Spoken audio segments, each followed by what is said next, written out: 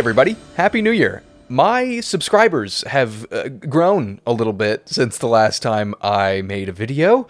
Thank you so much.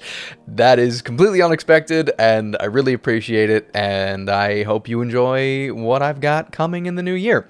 Last year, every other week, I would do a scripted review or a discussion, and on the off weeks in between those, bigger videos, I would do playthroughs. I would play some video games, play some board games, and while I may still do playthroughs every once in a while, I think I'm going to mostly stay away from those just because they weren't a ton of fun for me. The whole point of doing that type of video every other week was so that I could do something a little bit less labor intensive on those weeks so that I could save all of my energy for writing and then filming and editing the bigger discussion and review videos. So it didn't really do what I wanted it to. It ended up being more work than I was expecting. So in the new year, I think I am going to move away from that when it doesn't seem fun. Some of those videos just seemed more like I was putting something up to put something up, and I don't want to do that. So, one of the ideas that I have for this new year is this segment, which I will explain after I do the little intro. So why don't you come with me and we'll take a walk down.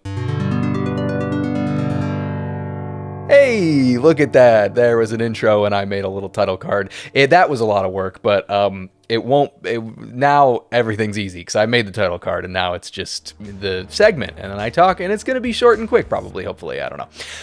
This segment, Memory Lane, if you see one of these videos, this is what it's always going to be. I am just going to talk about a gaming experience that I have had. I'm going to tell the story of playing a particular game a particular time, and whether or not that's interesting to you remains to be seen. I don't know if this will gain any amount of views, but we'll see. We'll see what you think. So, this week, the very first, we're going to kick things off with an absolutely classic tale from the Board and Savior data logs. We're killing it so far.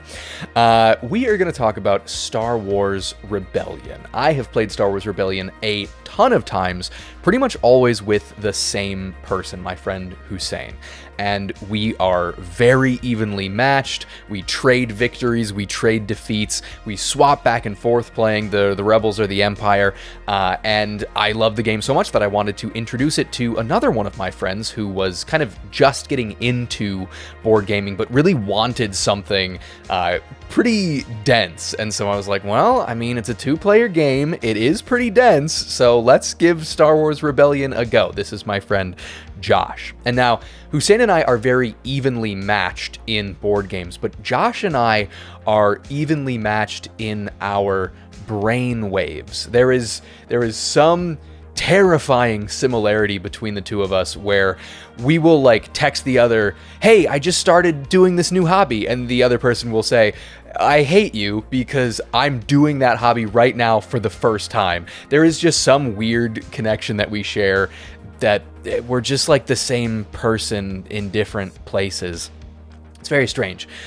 I did not fully consider the ramifications of playing a game with a hidden choice aspect, because in Star Wars Rebellion, the Rebel player takes there's a whole bunch of cards that are all the different locations all over the board, and the Rebel player picks one of those locations to be the location of the secret hidden Rebel base, and I feel like you might be able to see where this is going. The Imperial player's goal, the person who's playing the big bad Empire, Darth Vader, the Emperor, all those bad folks, they want to find the Rebel base and take it over by force. That is the way that they win the game. Now, I thought I would be all cheeky and clever, and truly for one of the first times ever, I decided to put the Rebel base pretty close to an Imperial starting system, because you can change the location of the Rebel base at some point, and I wanted to see how that strategy would play out, and I figured he wouldn't know, being the first time that he played it, that there is a lot of good strategy in just kind of checking all the boxes and ruling out the places that it doesn't seem like the Rebel base should be.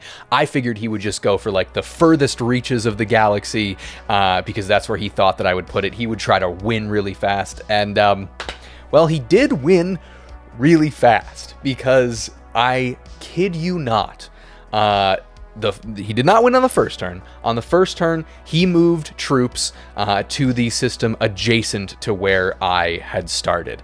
And I thought to myself, okay, that's like, okay, it's not great, but I can bolster up forces there next turn, just in case he does decide to go there. And it looks like he's going somewhere else anyway.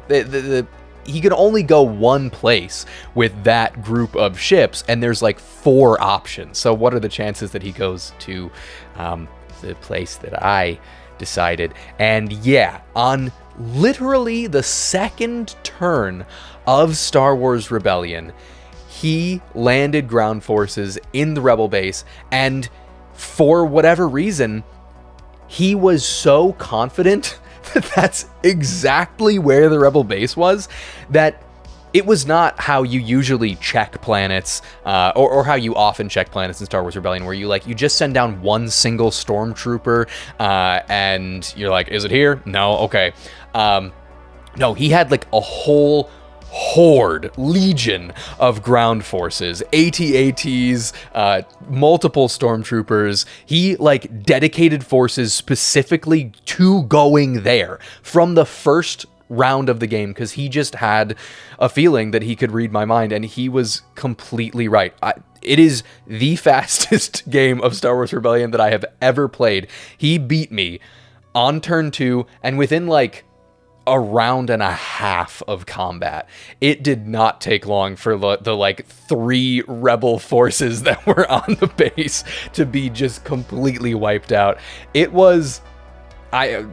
is the shortest game of a very long game that I have ever played, and neither of us are ever going to forget that. We have not actually played it again since then. I think both of us fearing that we would just waste our time setting it all up, and then that would be what happened. But we do definitely want to play it again, so maybe a future one of these, I'll tell the story of our rematch. We'll see. But this is legitimately, this is all this segment is just me telling a story, and then that's it. So I've told my story this time, and I don't know what to do with myself, because I feel like this is too easy of a video. But I don't know, maybe you'll like it. Maybe you'll enjoy this. So let me know in the comments if you do enjoy this type of format. Also, let me know if you have any ideas for other kind of quick discussion-based, like off-the-cuff videos like this that are board game related that you would like to see. I have a couple other ideas that we may see in the coming weeks and months. But yeah, if you have any ideas, that would be fantastic. I'd love to hear them. So with that, that's all we've got. This has been Borden Savior's trip down memory lane, and I hope you enjoyed it. Like, comment, and subscribe, and I will see you next week with a very interesting discussion. We shall see. All right. Bye, guys.